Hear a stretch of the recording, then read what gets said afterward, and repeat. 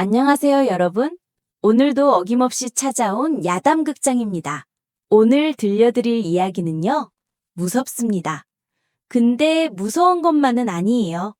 오히려 다 듣고 나면 가슴 어딘가가 묵직하게 따뜻해지는 그런 이야기입니다.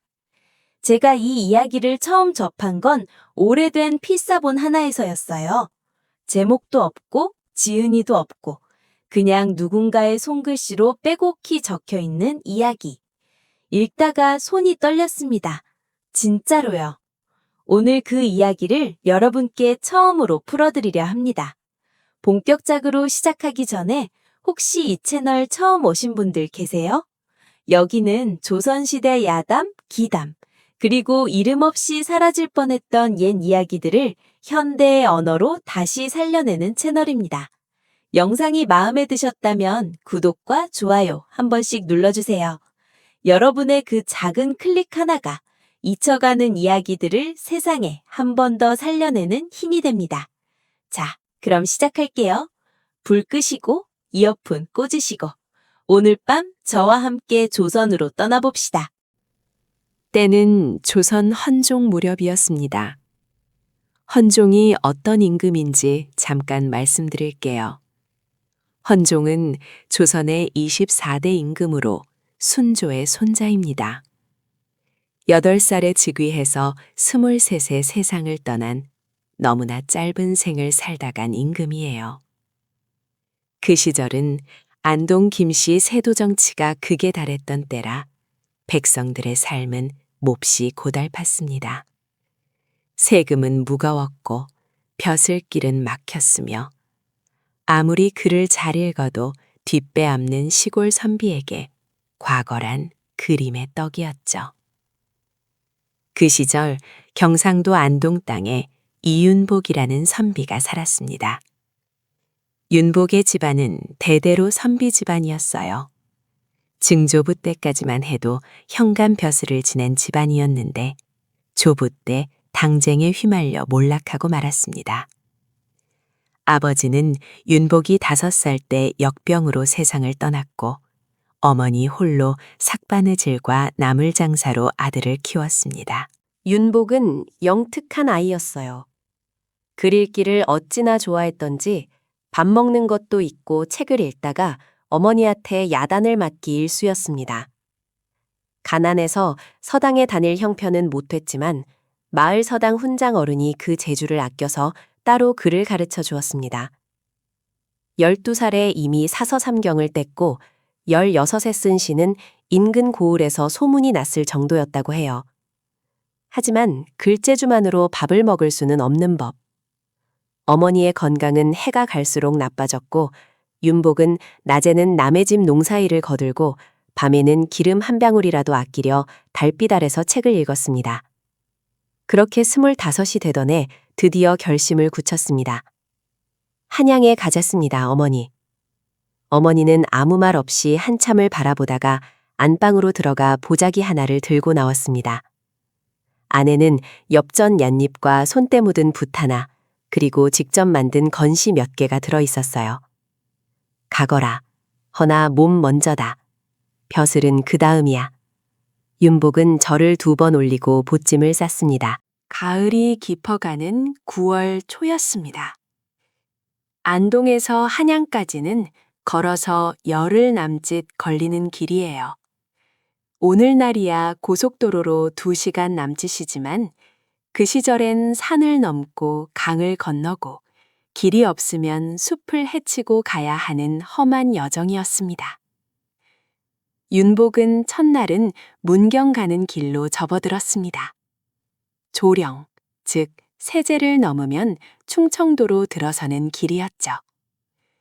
영남대로라 불리던 그 길은 영남의 선비들이 과거 보러 한양 가는 길로 수백 년 동안 수많은 발길이 다닌 길이었습니다.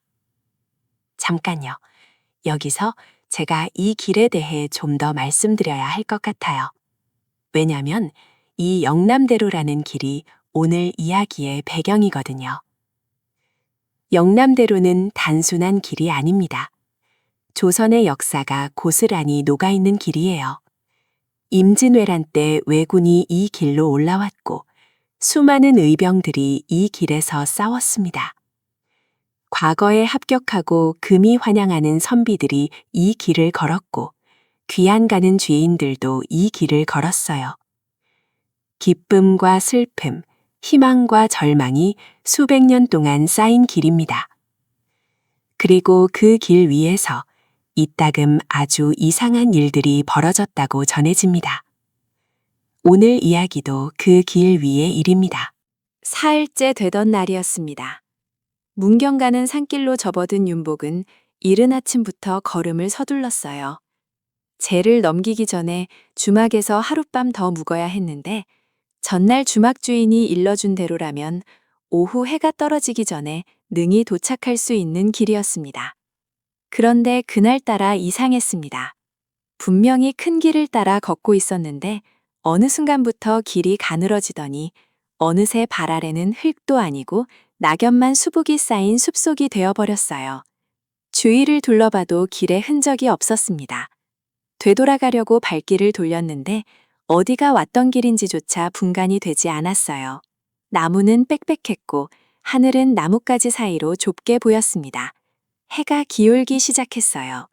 윤복은 당황하지 않으려 애썼습니다. 책에서 읽은 대로 물이 흐르는 방향을 찾아 그 물길을 따라 내려가면 인가가 나온다는 것을 알고 있었거든요. 귀를 기울이니 멀리서 졸졸 물 흐르는 소리가 들렸습니다. 그쪽으로 발걸음을 옮기기 시작했어요. 그런데 얼마 가지 않아 날이 확 어두워지더니 하늘에 먹구름이 몰려들었습니다. 그리고 굵은 빗방울이 떨어지기 시작했어요. 처음엔 나뭇잎들이 비를 막아줬습니다. 하지만 금세 비가 거세지자 나뭇잎 따위는 아무 소용이 없었어요. 도포가 순식간에 흠뻑 젖었고 보침도 무거워졌습니다. 무엇보다 어머니가 챙겨준 책들이 젖을까봐 걱정이 됐어요. 보침을 더 꼭 끌어안고 윤복은 걸음을 서둘렀습니다. 그때였어요. 소나무 숲 너머로 희끗한 담장 하나가 눈에 들어왔습니다.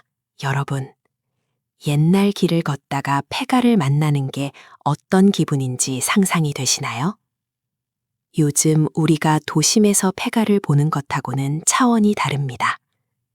산속 깊은 곳, 해가 지고 비까지 쏟아지는 어둠 속에서 인기척이라고는 눈을 씻고 봐도 없는 곳에서 호련히 낡은 기와집 한 채가 나타나는 거예요. 도망쳐야 할지 들어가야 할지 그 순간의 윤복 마음이 어땠을지 저는 상상만 해도 등골이 서늘해집니다. 하지만 윤복에겐 선택지가 없었어요. 빗속에서 밤을 보내다가는 감기라도 걸려 과거를 망칠 수도 있었습니다. 하물며 밤 산속에서 길을 잃은 채 쓰러진다면 아무도 모르게 사라질 수도 있는 상황이었어요. 윤복은 마음을 다잡았습니다. 어떤 귀신이 있다 해도 내 올곧은 마음에 감히 해를 끼칠 순 없을 것이다. 유학을 공부한 선비다운 생각이었죠. 성리학에서는 귀신보다 사람의 마음이 더 강하다고 가르치거든요. 윤복은 머리를 조아리며 천천히 폐가 안으로 들어섰습니다. 안으로 들어서니 예상대로 폐가였습니다. 마당 한가운데 우물이 있었는데 두레박은 없고 이끼만 가득 끼어 있었어요. 행랑채는 지붕이 내려앉아 벽만 남아 있었고 안채 쪽은 문이 모두 뜯겨나가 구멍만 뻥뻥 뚫려 있었습니다. 마당 여기저기에 잡초가 무릎까지 자라 있었어요. 그나마 사랑채는 지붕이 온전했습니다. 윤복은 사랑채 마루에 올라 보침을 내려놓고 도포를 벗어 짜기 시작했습니다. 물이 줄줄 흘러내렸어요. 머리카락도 흠뻑 젖어 물방울이 뚝뚝 떨어졌습니다. 덜덜 몸을 떨면서도 윤복은 우선 보침 안에 책부터 꺼내 상태를 확인했어요. 다행히 보침 안쪽은 크게 젖지 않았습니다. 안도의 한숨을 내쉬면서 주위를 살폈어요. 사랑채 안에는 오래된 문갑 하나와 부서진 서한 하나가 있었습니다. 벽에는 묵어가는 글씨로 시 한 수가 적혀 있었는데 너무 바래서 읽을 수가 없었어요. 배가 고팠습니다. 아침에 주막에서 먹은 것이 마지막이었거든요. 보찜 속을 뒤지니 어머니가 챙겨준 곶감 2개가 남아 있었어요. 하나를 꺼내 천천히 먹으면서 비가 그치기를 기다리기로 했습니다. 빗소리가 지붕을 두드렸습니다. 마루 끝으로는 빗물이 흘러내렸어요.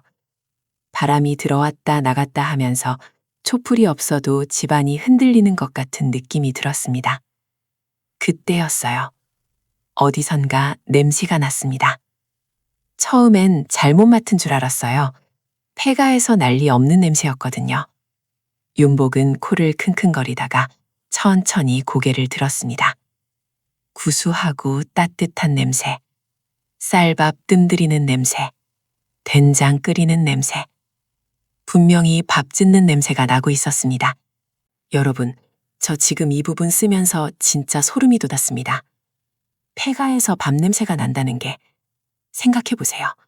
수십 년 동안 아무도 살지 않은 집에서 한밤중에 비가 쏟아지는데 밥 짓는 냄새가 납니다. 여러분이라면 어떻게 하시겠어요? 저 같으면 솔직히 뛰어나왔을 것 같아요. 근데 윤복은 안 도망갔습니다. 유학 선비니까요. 아니면 배가 너무 고팠거나요. 하하. 어쨌든 윤복은 조심스럽게 안채 쪽으로 걸음을 옮겼습니다. 안채로 가는 길은 쉽지 않았습니다. 마당을 가로질러야 했는데 비가 여전히 쏟아지고 있었거든요. 윤복은 도포자락을 들고 재빨리 안채 처마 아래로 뛰었어요. 그리고 안채 문 앞에 서서 안을 들여다봤습니다. 부엌에서 불빛이 새어나오고 있었어요. 윤복은 목을 가다듬고 조심스럽게 불렀습니다. 거기 누구 계십니까? 아무 대답이 없었어요. 한 번 더 불렀습니다. 혹시 댁이 계시면 비에 젖은 나그네가 하룻밤 신세 좀 치고자 하옵니다. 무례를 용서해 주십시오. 그때 부엌 안에서 움직이는 기척이 들렸습니다. 윤복은 천천히 부엌으로 향했습니다. 안으로 들어서니 화덕 앞에 사람이 하나 쭈그리고 앉아 있었어요. 백발이 성성한 노인이었습니다. 나이를 가늠하기가 어려웠어요. 70인지 80인지. 허리는 깊이 굽어 있었고 삼배 옷은 낡아서 여기저기 기운 흔적이 있었습니다. 손은 마디가 굵고 거칠었는데 그 손으로 부지런히 솥뚜껑을 여다드며 불을 조절하고 있었어요. 그런데 이상한 것은 노인에게서 어떤 기척도 느껴지지 않는다는 것이었습니다. 숨소리도 없고 발소리도 없었어요. 그냥 거기 있었습니다. 마치 오래전부터 그 자리에 있었던 것처럼. 윤복은 목례를 하며 말했어요. 어르신, 송구합니다. 길을 잃고 비를 맞았사옵니다. 혹 하룻밤만 신세를 질 수 있겠습니까? 노인은 돌아보지 않았습니다. 그냥 손만 바라보며 낮고 고른 목소리로 말했어요. 왔는가? 단 2글자였습니다. 왔는가? 기다렸다는 것인지 아니면 그냥 인사말인지 그 2글자는 묘하게 여러 가지로 들렸습니다. 노인은 그러고는 말없이 밥상을 차리기 시작했어요. 솥에서 흰 쌀밥을 퍼담고 작은 뚝배기에서 된장국을 떠담고 무나울 한 접시를 곁들였습니다. 수수하지만 정갈한 밥상이었어요. 그것을 윤복 앞에 밀어주며 말했습니다. 들게. 저 이 장면이 참 좋아요. 노인은 왜 여기 있는지 묻지 않았어요. 어디서 왔는지도 묻지 않았습니다. 그냥 밥을 줬어요. 비에 젖고 굶는 사람한테 가장 필요한 걸 줬습니다. 말이 없는 친절. 뭔가를 바라거나 기대하지 않는 친절. 그게 이 이야기에서 제가 제일 좋아하는 부분입니다. 윤복은 어머니 이후로 처음으로 누군가가 차려준 밥을 먹었습니다. 한 숟가락 뜨는데 눈물이 날 것 같았다고 해요. 배가 고파서인지 무서움이 가서인지 아니면 그냥 너무 따뜻해서인지 윤복 본인도 몰랐다고 합니다. 밥이 다 들어가도록 2 사람은 아무 말도 하지 않았습니다. 밥상을 물리고 나자 노인이 처음으로 윤복을 똑바로 바라봤습니다. 눈이 이상했어요. 나이 든 사람의 눈은 보통 흐리거나 탁하거나 하잖아요. 근데 그 노인의 눈은 달랐습니다. 맑았어요. 깊고 고요하고 맑았어요. 마치 깊은 산속 우물처럼 들여다보면 끝이 없을 것 같은 그런 눈이었습니다. 윤복은 그 눈과 마주치는 순간 왠지 모르게 마음이 가라앉는 느낌이 들었다고 해요. 노인이 입을 열었습니다. 한양 가는 길인가? 그렇습니다. 생원씨를 보러 가는 길입니다. 노인은 고개를 천천히 끄덕였습니다. 내일 이 집에서 나가거든 뒷산 고개를 넘어라. 넘다 보면 큰 길이 나올 게야. 윤복은 감사하며 고개를 숙였어요. 그런데 노인이 말을 이었습니다. 허나 한 가지 명심해야 할 것이 있다. 윤복이 고개를 들었습니다. 고갯마루를 거의 다 넘었다 싶을 때 오른편에 커다란 소나무 한 그루가 있을 게야. 그 소나무 아래는 절대 쉬어가지 마라. 말투는 평온했습니다. 협박도 아니고 경고도 아니었어요. 마치 날씨 이야기를 하듯이 그냥 자연스럽게 이야기하는 것 같았어요. 윤복은 영문을 알 수 없었지만 그 눈빛에서 무언가 진지한 것을 느꼈습니다. 명심하겠습니다, 어르신. 그리고 노인이 다시 입을 열었어요. 이번에는 잠깐 말을 멈추더니 윤복을 한 번 더 바라보고 나서 말했습니다. 공부를 위해 공부하지 말고 사람을 위해 공부하거라. 그 말이 끝나자 노인은 조용히 일어났습니다. 그리고 안채 깊은 곳으로 들어가며 말했어요. 방에서 자거라. 날이 밝으면 길을 떠나게. 그리고는 사라졌습니다. 등불도 꺼지지 않았어요. 그냥 노인이 들어간 쪽이 어두워졌습니다. 공부를 위해 공부하지 말고 사람을 위해 공부하거라. 저 이 말 진짜 오래 생각했어요. 조선시대 과거 공부가 어떤 건지 아세요? 지금의 수능이나 고시랑 비교가 안 될 정도로 치열합니다. 어떤 사람은 평생 과거를 봐서 결국 못 붙는 경우도 있었어요. 그러다 보니 과거 공부가 목적이 돼버리는 거예요. 벼슬을 위해, 가문을 위해, 돈을 위해 공부하는 거지 진짜 학문의 의미를 잊어버리는 경우가 많았습니다. 그 노인은 그걸 꿰뚫어 본 겁니다. 처음 만난 젊은 선비에게 밥 한 그릇을 줬고 길을 알려줬고 그리고 삶의 방향을 알려줬어요. 이게 보통 일인가요? 윤복은 사랑채 방에서 잤습니다. 방은 차가웠어요. 아무도 살지 않는 방이니 당연하죠. 윤복은 도포를 덮고 웅크려 누웠는데 신기하게도 이내 잠이 들었다고 해요. 폐가에서 자는데 무섭지 않았냐고요? 아마도 밥을 먹어서 몸이 따뜻해졌거나 아니면 노인의 그 조용하고 고요한 눈빛이 안심을 줬거나 어쨌든 윤복은 깊이 잤습니다. 새벽에 눈을 떴을 때 비는 그쳐 있었어요. 하늘에 별이 떠 있었고 공기는 차고 맑았습니다. 윤복은 기지개를 켜고 일어나 노인을 찾았어요. 안채로 갔습니다. 아무도 없었습니다. 부엌으로 갔습니다. 화덕은 싸늘하게 식어 있었어요. 솥 안을 들여다보니 비어 있었고 윤복이 먹었던 그 밥상은 어디에도 없었습니다. 밥상이 있던 자리에는 먼지가 수북이 쌓여 있었어요. 마치 수년 동안 아무도 손대지 않은 것처럼. 윤복은 멍하니 서 있었습니다. 간밤의 일이 꿈이었나 싶었어요. 하지만 배는 든든했습니다. 꿈에서 먹은 밥이 배를 채울 리는 없잖아요. 그리고 또 하나, 보찜 옆에 무언가가 놓여 있었어요. 곶감 2개였습니다. 어머니가 챙겨준 것은 윤복이 이미 하나를 먹어서 하나만 남아 있었는데 어느새 2개가 되어 있었어요. 하나가 더 생긴 겁니다. 모양도 색깔도 달랐어요. 윤복이 가져온 것보다 훨씬 고르고 탐스러웠습니다.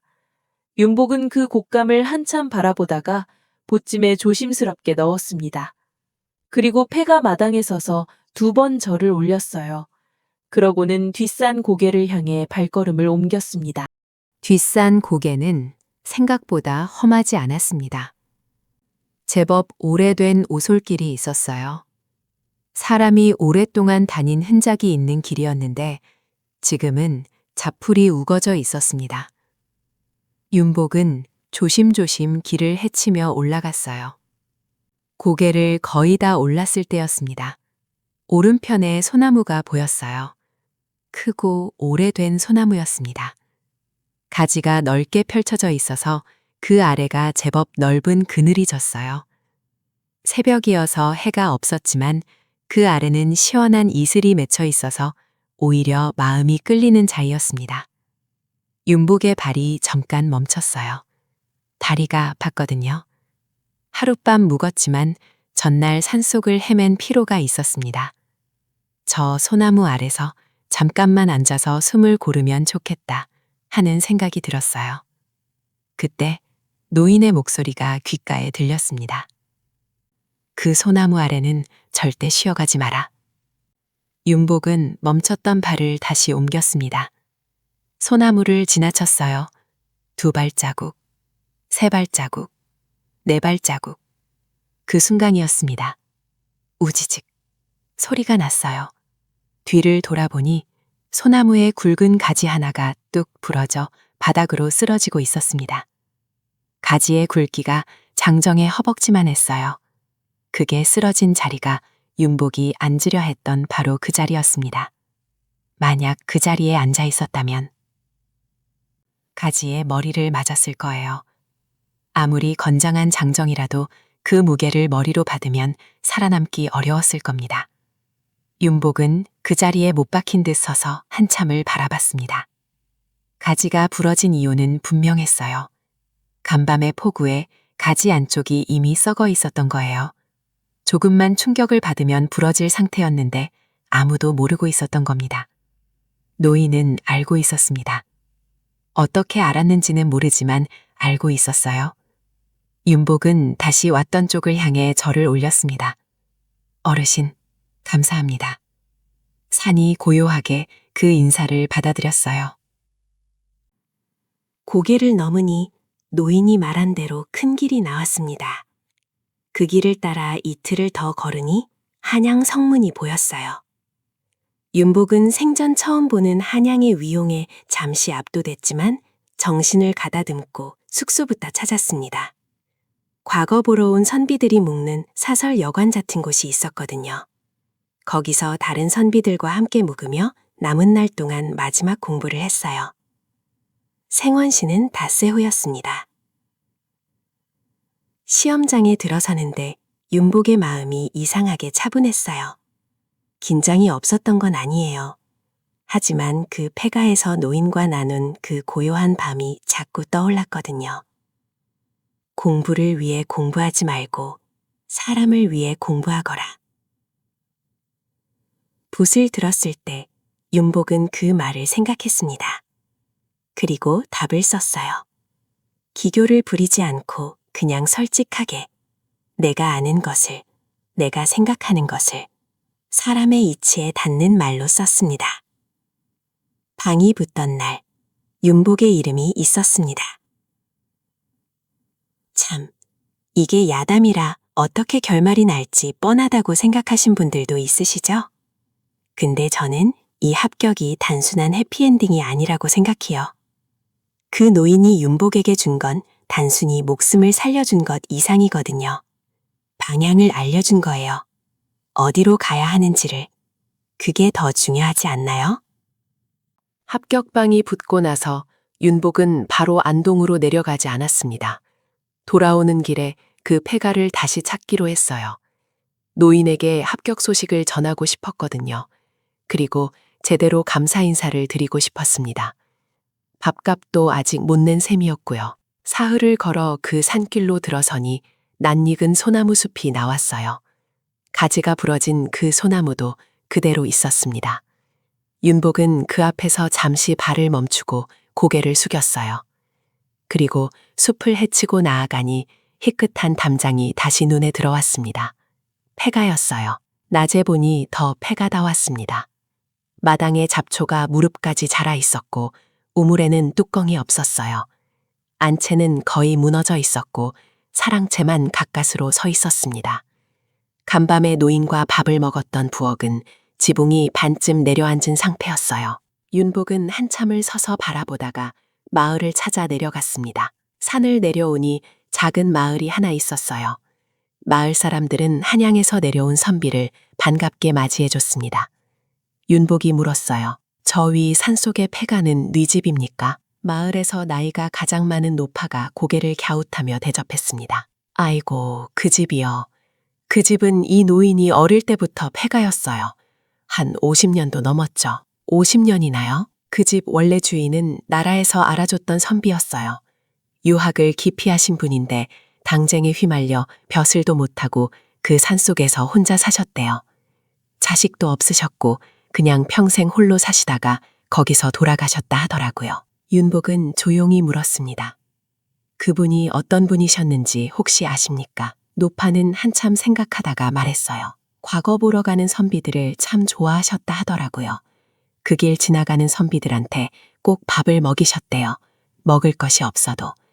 그래서 마을 사람들이 그 댁을 선비집이라고 불렀다 하던데, 저는 이 부분을 처음 읽었을 때 책을 내려놨어요. 그냥 한참 생각했습니다. 그 노인은 50년 전에 이미 세상을 떠난 사람이에요. 하지만 그 산길을 지나는 선비들에게 밥을 먹이는 일을 살아서도 했고 죽어서도 했습니다.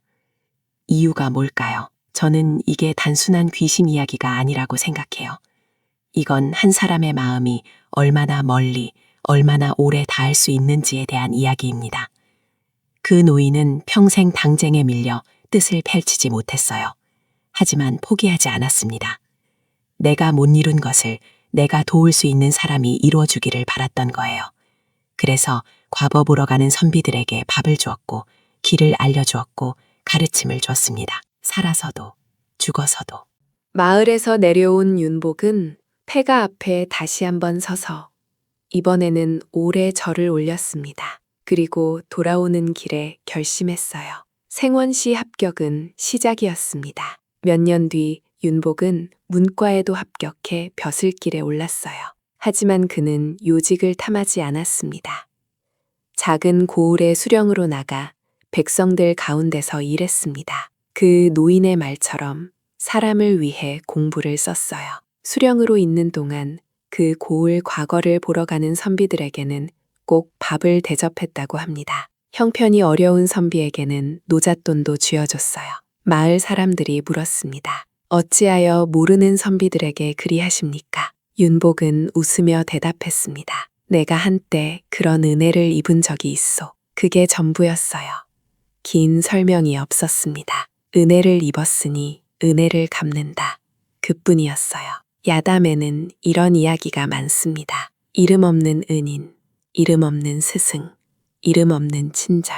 조선시대의 기록을 보면 과거 보러 가는 길에 정체 모를 노인이 밥을 먹여줬다는 이야기, 길을 잃었을 때 알 수 없는 노파가 나타나 길을 가르쳐줬다는 이야기가 참 많아요. 그리고 그런 이야기에는 거의 예외 없이 이런 말이 붙습니다. 나중에 알아보니 그 사람은 이미 세상을 떠난 분이었다. 저는 이게 단순한 귀신 이야기라고 생각하지 않아요. 이건 사람들이 기억하고 싶었던 믿음에 대한 이야기입니다. 세상에는 이유 없이 나를 도와주는 존재가 있다는 믿음. 내가 그걸 모르더라도 누군가의 은혜가 나를 살리고 있다는 믿음. 그 믿음이 있어야 험한 길을 걸을 수 있잖아요. 비가 오고 길을 잃어도 언젠가 누군가가 불을 켜줄 거라는 믿음. 윤복이 벼슬에서 물러나 고향 안동으로 돌아가는 길에 다시 한번 그 산을 찾았다고 합니다.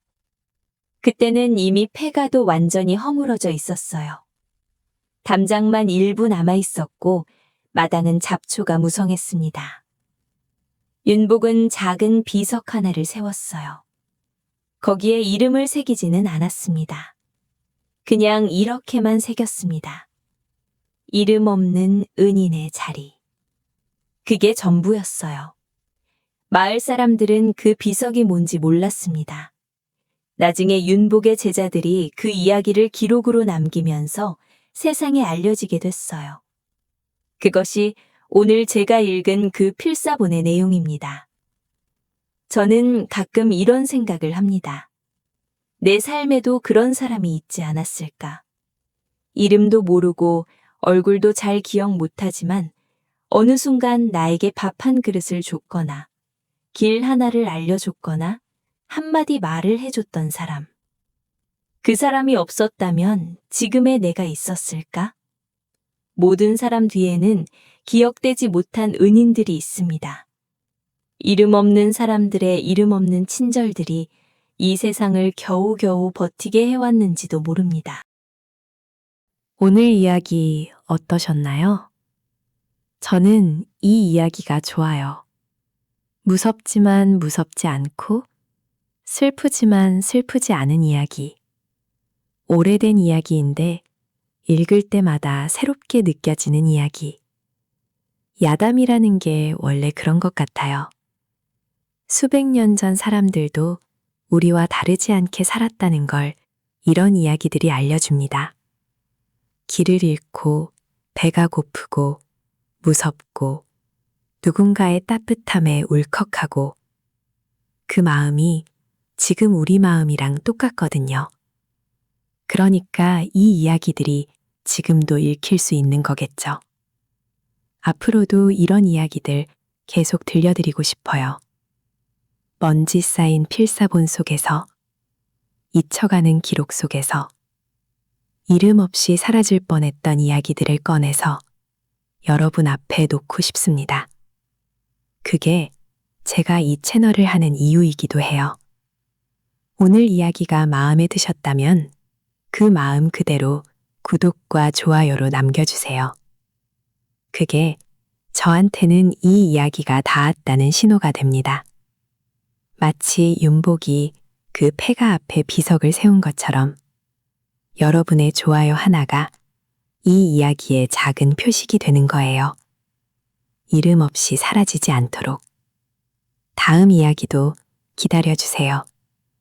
저도 기다리겠습니다. 여러분, 오늘 밤도 좋은 꿈 꾸세요. 그럼 다음에 또 뵙겠습니다.